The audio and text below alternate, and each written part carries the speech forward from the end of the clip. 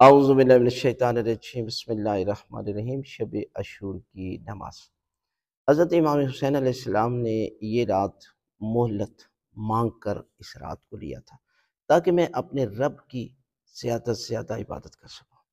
حضرت امام حسین علیہ السلام اور آپ کے اصحاب اور آپ کی اولاد نے اس رات کو عبادت میں گزارا، یاد خدا میں گزارا، اور اسی لیے جو ہے وہ اس رات جاگنے کی، عبادت کرنے کی فضیلت اتنی ہے کہ 70 سال کی عبادت کا اجر و ثواب ملتا ہے۔ لہٰذا اس رات بہت سارے اعمال ہیں، یہاں ایک یہ نماز بھی آپ کو بتا رہے ہیں، انشاءاللہ باقی بھی اعمال بتائیں گے۔ اس رات 100 رکعت نماز ہے جو آپ نے دو دو کر کے پڑھنی ہے۔ نفلی نماز ہمیشہ دو دو کر کے، 2 رکعت نماز پڑھتا ہوں یا پڑھتی ہوں شب عاشور کی قربتاً اللہ۔ پہلی رکعت میں سورہ الحمد کے بعد 3 مرتبہ سورہ توحید ہے، اور اسی طرح دوسری رکعت میں بھی سورہ الحمد کے بعد 3 مرتبہ سورہ توحید، دعائے قنوت ہے۔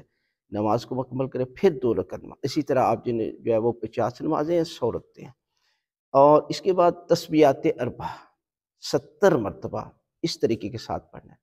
سبحان اللہ والحمد للہ ولا الہ الا اللہ واللہ اکبر ولا حول ولا قوۃ الا باللہ العلی العظیم۔